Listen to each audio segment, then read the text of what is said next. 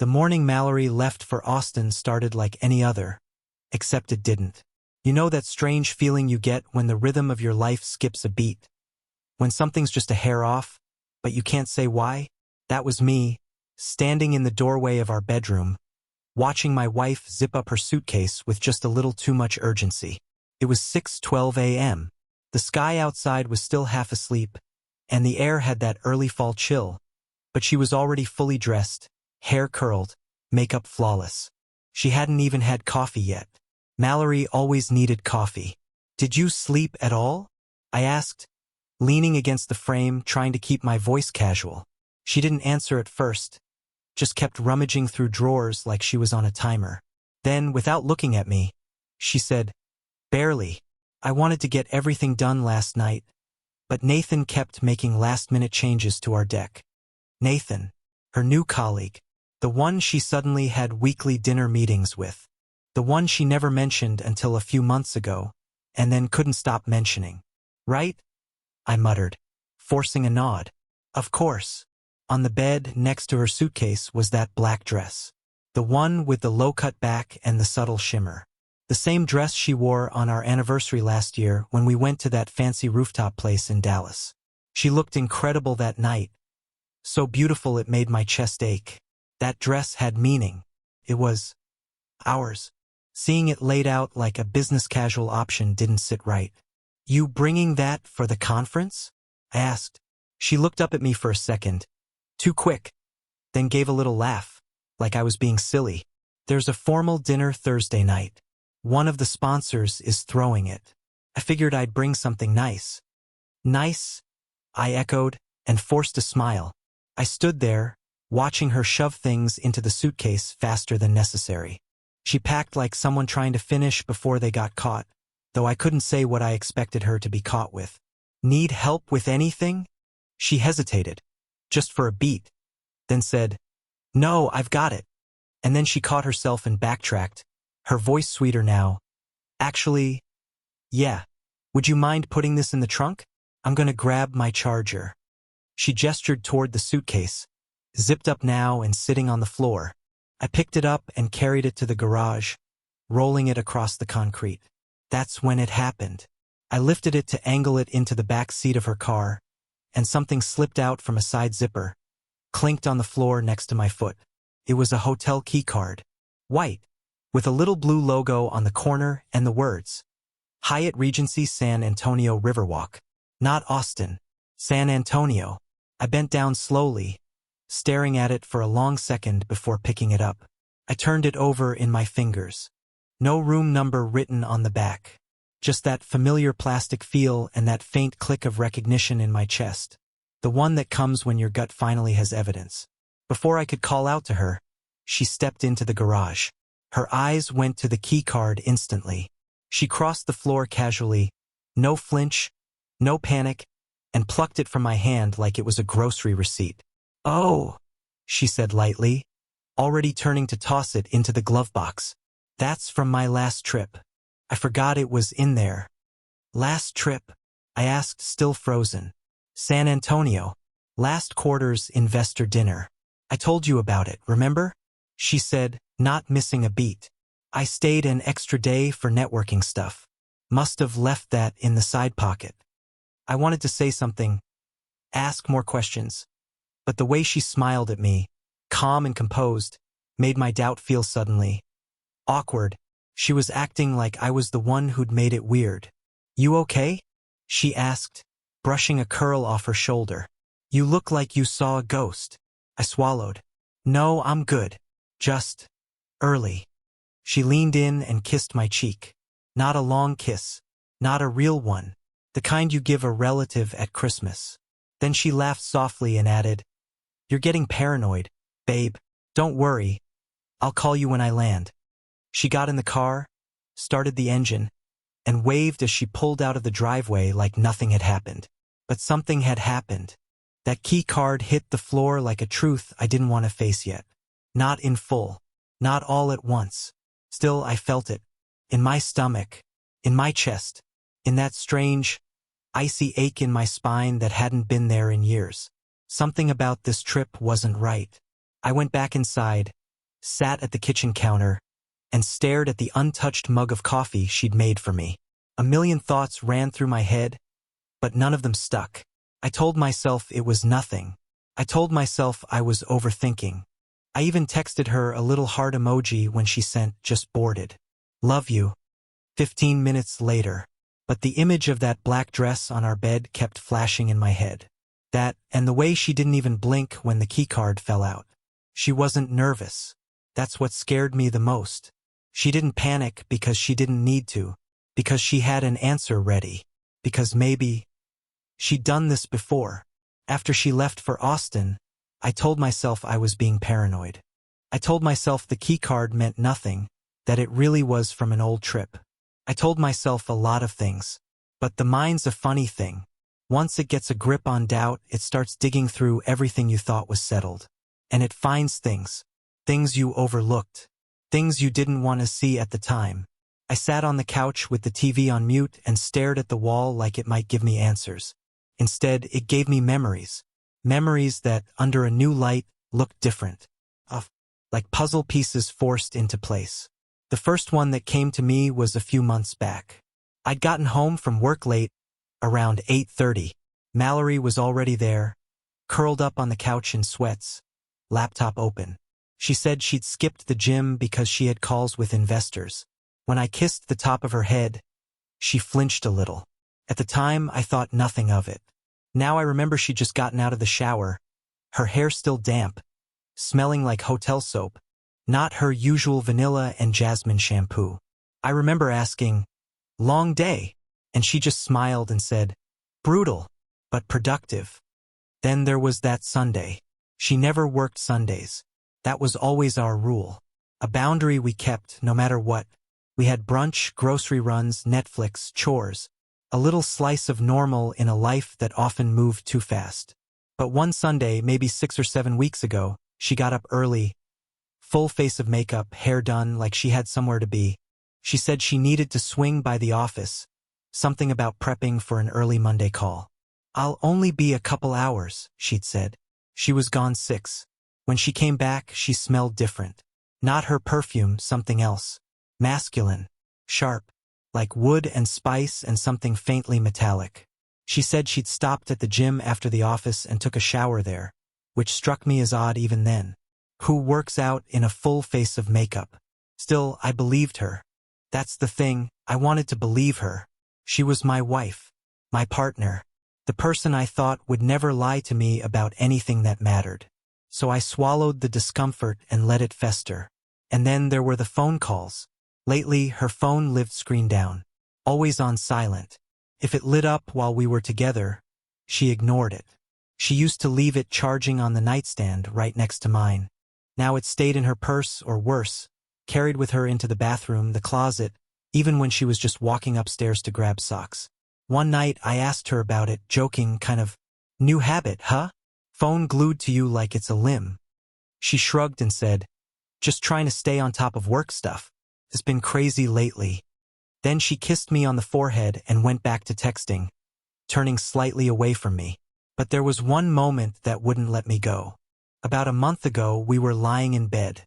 She was half asleep, facing away from me, and I reached over and pulled the blanket up over her shoulder. She stirred, smiled a little, and mumbled, Nate." I froze. Nate? At the time, I assumed she was dreaming, maybe about work, maybe about something innocent. She didn't say anything else, just drifted back into deeper sleep.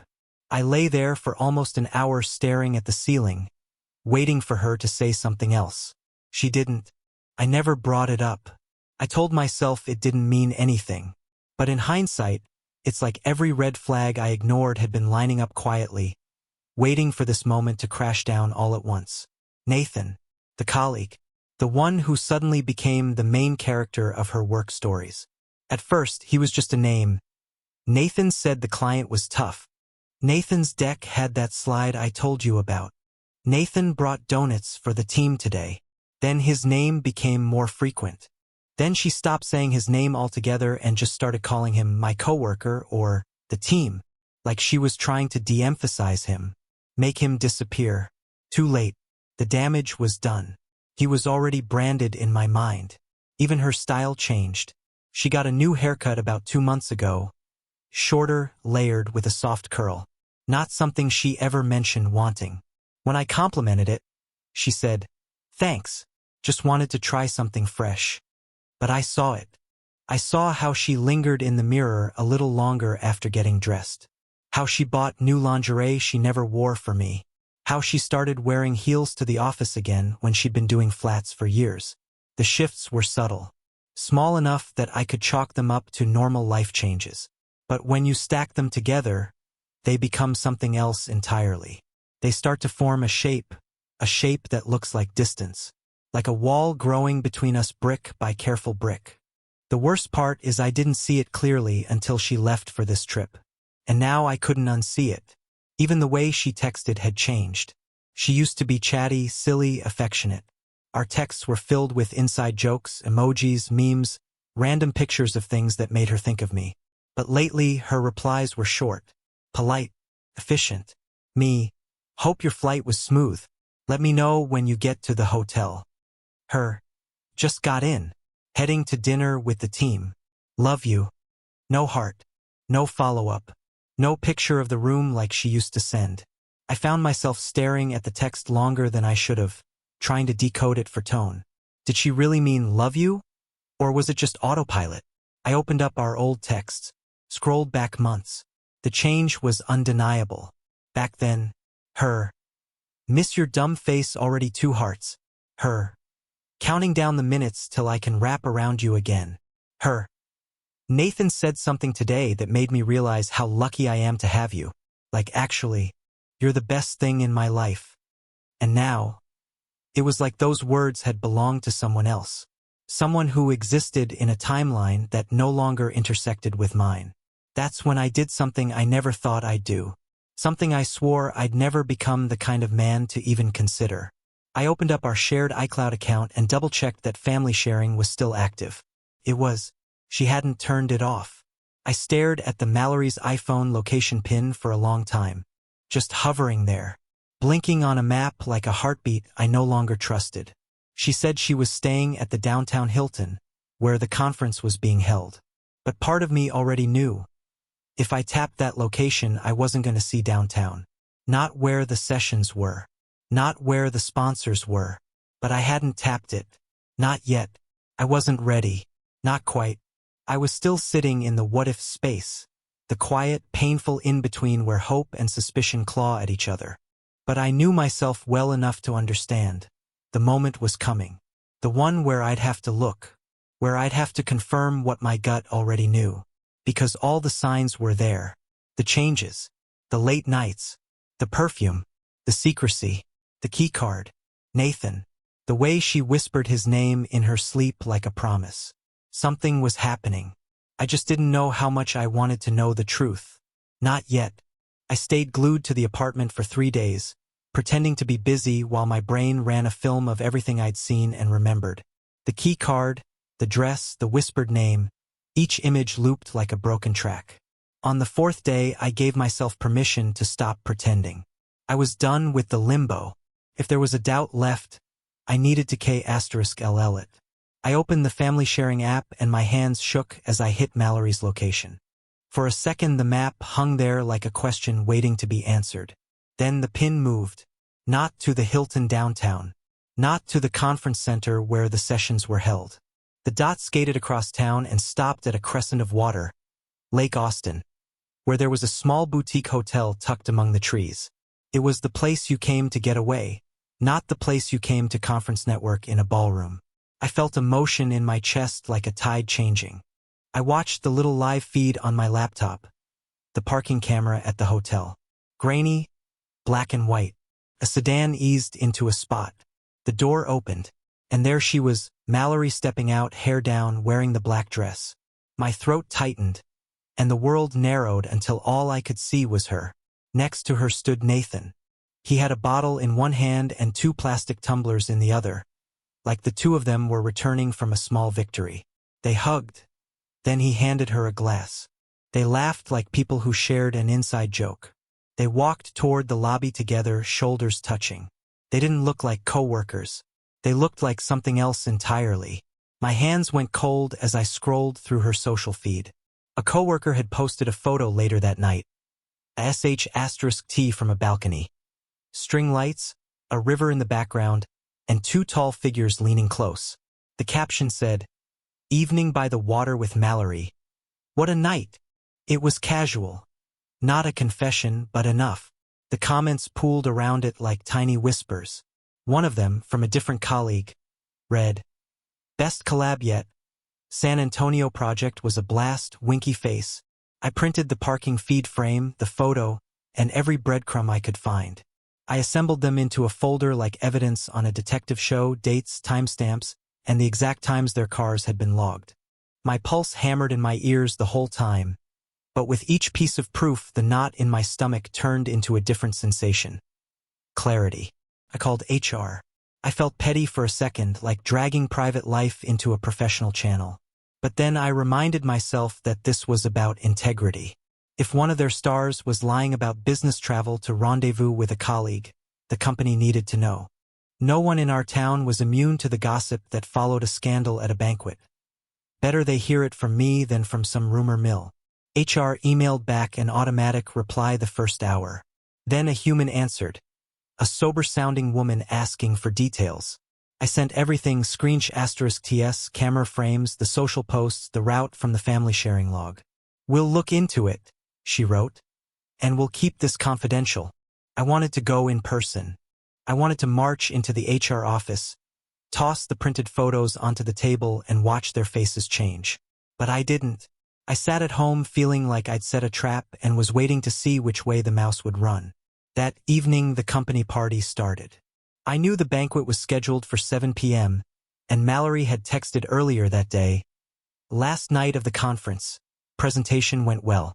Tonight should be fun." That text felt like an insult. I drove down to Austin under the pretense of a client engagement. I told my boss I had a last-minute meeting. He nodded. We both knew the truth was less important than optics.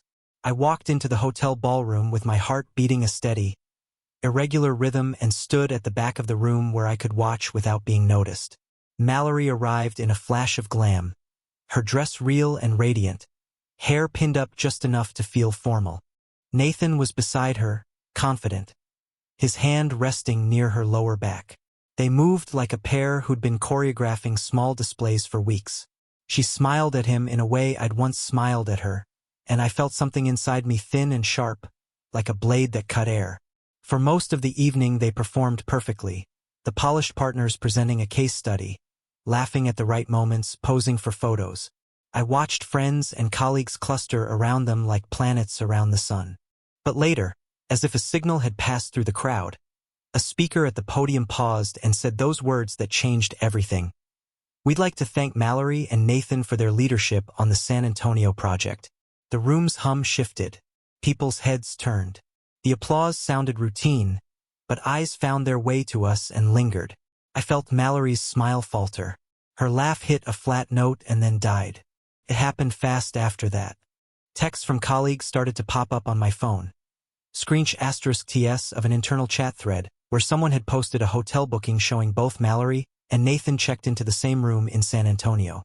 Someone had found a loyalty account page that showed back-to-back reservations with names and dates. Word spread by whisper and ping. HR called me to say they'd received simultaneous reports and were opening an inquiry. When the banquet broke, Mallory's performance ended in a flurry. She was tense. She tried to pull me aside, her voice low. "We need to talk now." But I had my folder. I had the frames. I felt less like a man betrayed and more like a witness called to testify. I didn't want to listen to excuses anymore. I wanted answers on paper. She tried to delete photos on her phone in the bathroom. Screen reflected in fog, fingers frantic. She turned off her phone, hands trembling. Not with panic, but with calculation. "It's a misunderstanding," she said, breathless. "HR will see. There are business reasons. It's nothing." But by then the *TS were everywhere. Her version felt thin, like a paper coat of paint over a wall already crumbling. Someone at the event whispered that the internal thread had been forwarded to legal. People shifted their conversations to quieter tones. I watched acquaintances glance at Mallory with pity, curiosity, and judgment.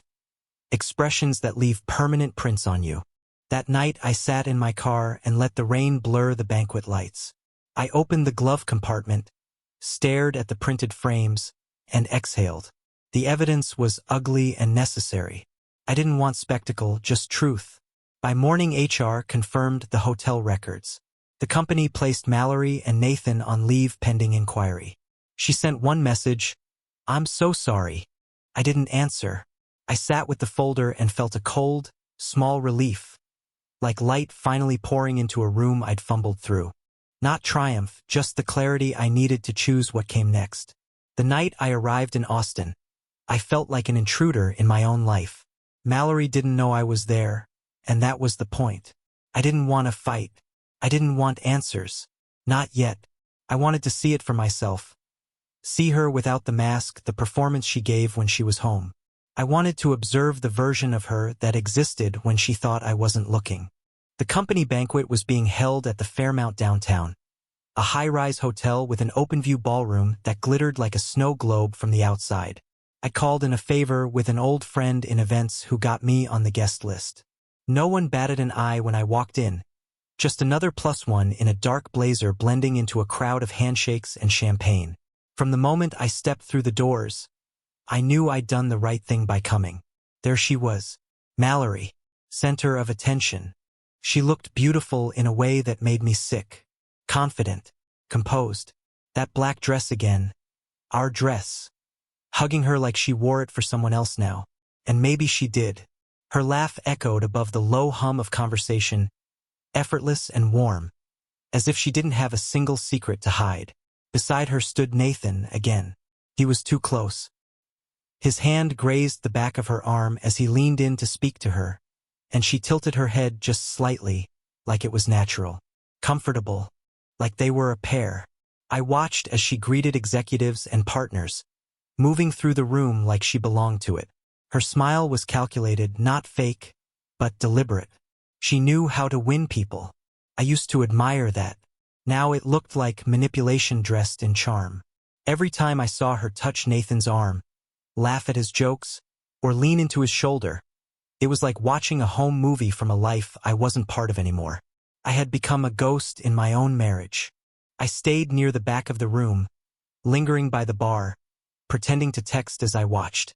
No one noticed me, not even her. The first hour passed like that. I caught snippets of conversations. She really pulled that campaign together. Nathan and Mallory, they're unstoppable. They were amazing in San Antonio. Did you hear? That last one caught my ear. I turned my head slightly, just enough to see who said it. A woman in a red blazer stood near the buffet table, a wine glass in her hand, talking to someone from marketing. They were both down there for the pitch, right? The man asked. The woman nodded. Yeah, joint project. I think they stayed the weekend. It worked, though. Client loved them. My throat went dry. They weren't even hiding it. Joint project. Stayed the weekend. Funny how the truth doesn't always arrive like a slap. It creeps in through casual sentences, through background chatter from people who don't realize what they're saying. Back in the center of the room, a man with a mic, one of the directors, tapped a fork against his glass to get the room's attention. Everyone turned. Mallory and Nathan stood side by side in front of a wide projector screen. I just want to take a second, the director said, to thank two of our brightest talents. You all know this year's growth wouldn't have happened without serious collaboration. And in particular, we owe a big round of applause to Nathan and Mallory for their leadership on the San Antonio project. Applause. The clapping came fast and light at first, then softened. Faces turned toward them and then toward each other. You could feel it in the room. The silence underneath the sound. Mallory's expression faltered, just for a second. It was like watching someone step onto a stage and realize the spotlight had shifted from flattery to interrogation. She smiled quickly, too quickly. A flicker of panic passed through her eyes as she looked around and clapped for herself. Nathan chuckled like nothing was wrong, but his neck flushed red. I stood still. I didn't smile. I didn't clap. I just stared, the image burning into my memory. Mallory blinking, recovering, trying to locate who had told, who had slipped, who had brought San Antonio out of the shadows and into the room. The air changed. Everyone felt it. The applause died early. People looked down at their drinks. Two women near the exit exchanged glances. One raised an eyebrow. I stepped back toward the wall and pulled out my phone. The company's internal Slack had already begged *N to light up. I wasn't part of the main channel, but someone had forwarded me *TS. A team member, probably not realizing the fallout, had shared a funny post. A photo of 2 room key cards tagged, "These 2 really did stay late prepping the deck, huh?" Face with tears of joy #roomies. And underneath that, receipts. Booking *TS. Room numbers. Hotel confirmation codes. Nathan and Mallory. 1 room. 2 nights. San Antonio. The trip she never mentioned. The same trip where, supposedly, she was in Dallas visiting her cousin. I remember that weekend clearly because she'd called me once. Video off, saying she had food poisoning. Said she was staying in, resting. She'd even moaned for effect.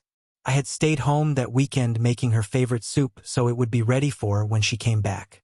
I threw it away when she said she didn't feel like eating. The details you remember once the lie breaks open. The *TS kept coming. One showed her profile on the hotel app. A points badge visible at the top. A trail of visits no one noticed before now. Another showed Nathan's email address attached to the guest list for a wine tasting event the same weekend, booked under both their names. It was no longer suspicion. It wasn't even betrayal. It was fact. I stepped outside onto the balcony of the ballroom. The city lights stretched beneath me in all directions, and I watched them flicker without really seeing them. I felt empty and overfull at the same time. Rage and grief swirling in the same breath. I don't know how long I stood there, but eventually I heard footsteps behind me. Mallory's voice. "You're here." I turned. Her face was pale now. That polished smile was gone. "Why didn't you tell me you were coming?" she asked. I didn't answer. "You saw." "I saw everything," I said quietly. She closed her eyes. "It's not what you think." "That line again?" I said. "You're standing at a work event where half your company just saw proof that you checked into a hotel with your coworker. You think I'm the problem?" She looked around to make sure no one was listening, then stepped closer. "I can explain." "Don't." Her lip trembled. "It was a mistake." "Which part?" I asked. "San Antonio? The Lake Hotel? The wine tasting? Or the lying?" Mallory swallowed hard. Her hands were clenched now. "This wasn't supposed to come out like this. Nathan and I don't care." She blinked. "I meant it." In that moment, I realized how tired I was. Tired of explanations, of the games, of standing on shifting ground trying to find balance. I didn't care how long it had been going on. I didn't care how many trips she'd hidden or how many nights she'd lied about dinner with clients. It was over. The truth was out. The spotlight had moved, and it wasn't going back. Mallory reached out like she might touch my arm. I stepped back. "I just wanted to talk," she said, her voice smaller now. "So talk to HR," I said. I turned and walked away from the balcony, past the champagne flutes and the remnants of applause, past the people who had started whispering, and out through the hotel's wide glass doors into the cool Austin air.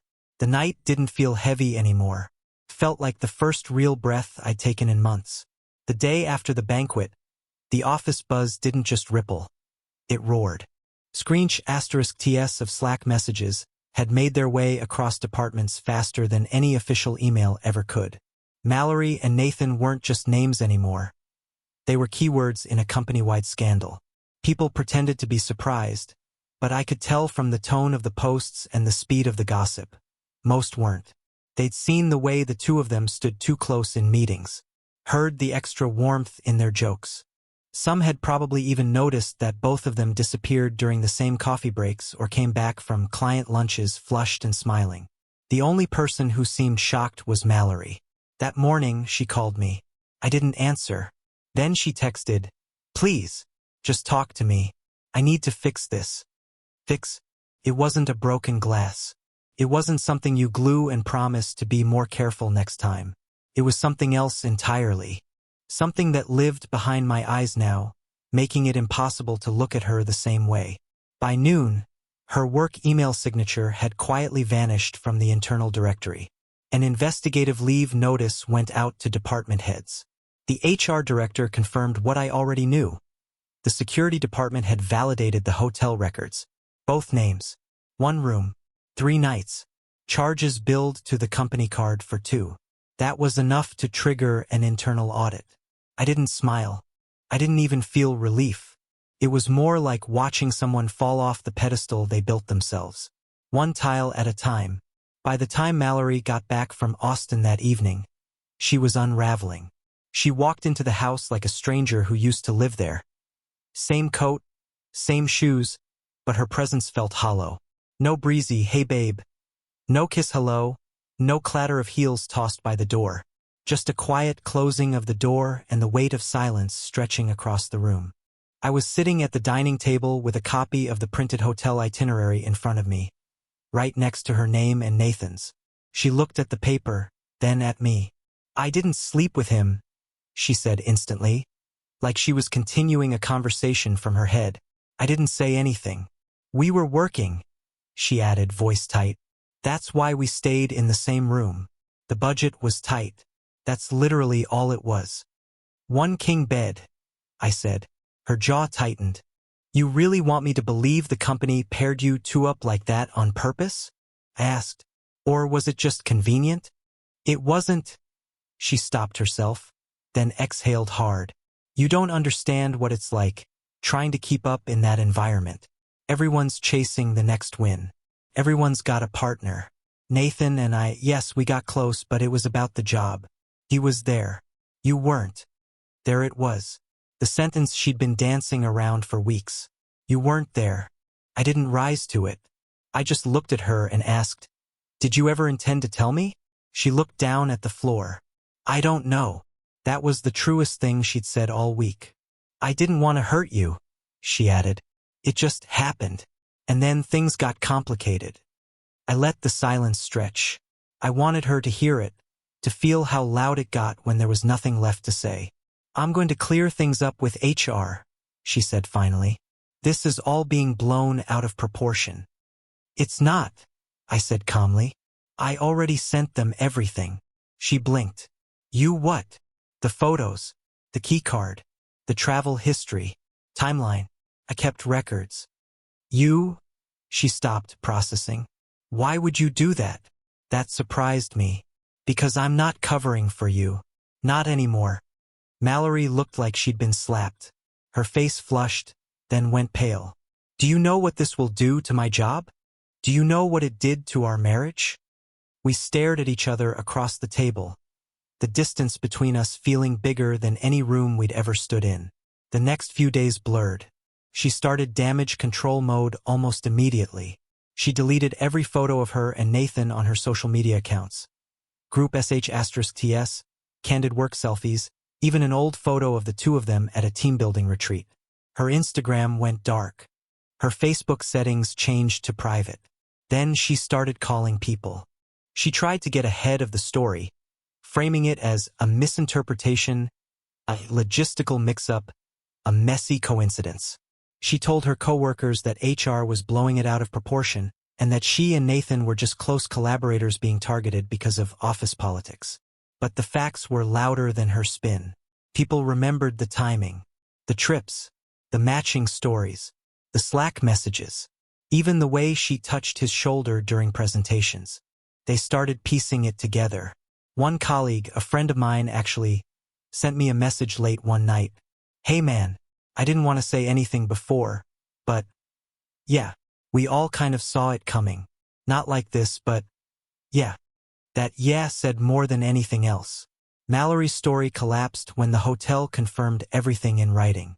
The booking, the room type, the dates, even the receipt for the champagne Nathan had brought up that night. 2 glasses, 1 bottle, room service ordered to M. Harper/shared room. Her carefully crafted narrative dissolved into a scandal.